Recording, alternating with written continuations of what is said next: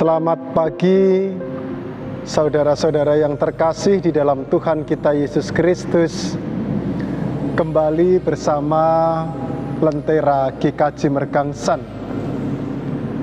Biarlah kekuatan serta kesehatan yang daripada Tuhan senantiasa mengalir dalam kehidupan kita sekalian. Bapak, Ibu, dan saudara-saudara yang terkasih di dalam Tuhan kita Yesus Kristus, ketika Bapak Ibu mendengar atau melihat aib seseorang, kira-kira apa respon Bapak Ibu dan saudara sekalian? Ya, mungkin kita bisa diam, tetapi juga kita bisa menceritakan aib itu ke orang lain. Paling tidak, saya mengelompokkan ada 3 bagian ketika seseorang itu melihat ataupun mendengar aib dari orang lain.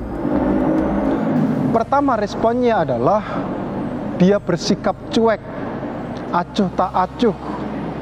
Ya, mungkin di dalam pemikiran orang yang bersikap cuek, ia akan berpikir, ya itu kan aib orang lain, tidak ada kaitannya sama saya. Jadi ngapain juga saya harus repot mengurusi aib orang tersebut. Sikap yang kedua, ketika melihat ataupun mendengar aib seseorang, biasanya yang terjadi adalah menceritakan aib tersebut kepada orang lain. Dan hal itu tentunya akan memperkeruh suasana. Ungkapan yang seringkali saya dengarkan, biasanya orang seringkali mengatakan, sini dong, aku ceritain, tapi jangan ngomong sama orang lain ya. Ungkapan itu yang seringkali muncul. Padahal secara tidak langsung, hal itu adalah proses penyebaran aib. Lalu respon yang ketiga, mencoba menutupi aib tersebut. Bahkan ada juga orang yang dalam hal menutupi aib tersebut diimbangi dengan sebuah tindakan konkret. Misalkan, ia mendampingi, ia mencoba untuk mencari jalan keluar atau solusi yang dihadapi oleh orang yang bermasalah. Dan sebenarnya apa yang saya sampaikan itu sama seperti halnya cerita Nuh dan anak-anaknya. Nuh mempunyai 3 orang anak yang bernama Ham, Yafet, dan Sem.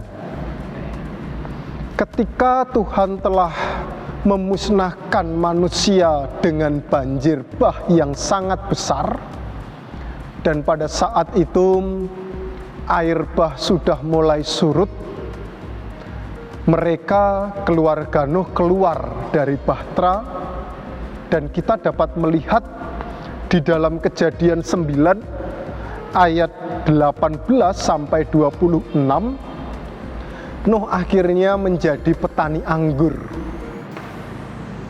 Kemudian ketika ia menjadi petani anggur, suatu ketika ia sedang mabuk oleh anggur tersebut.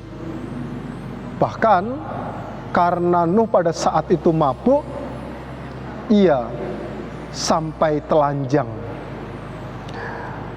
Pada saat Nuh sedang mabuk anggur dan sampai telanjang, kita dapat melihat respon dari Sem. Sem yang melihat orang tuanya Nuh sedang mabuk, ia justru menceritakan aib itu kepada saudara-saudaranya tanpa mengambil sikap positif. Dan setelah saudara-saudaranya mendengar bahwa Nuh yang adalah bapaknya sedang mabuk dan telanjang, Sem dan Yafet akhirnya mengambil kain menutupi Nuh agar auratnya tidak kelihatan. Dan di ayat yang ke-25, setelah kemudian Nuh tersadar dari mabuknya, ia kemudian mengatakan kepada Ham bahwa ia akan menjadi hamba. Bapak, Ibu, dan saudara-saudara yang terkasih di dalam Tuhan, dari sini kita dapat belajar bersama bahwa sudah selayaknya ketika kita mengikut Kristus dan melihat aib seseorang, harusnya kita dapat menutupi aib tersebut. Atau yang lebih bagus lagi, kita dapat mencontoh seperti halnya Yafet dan Sem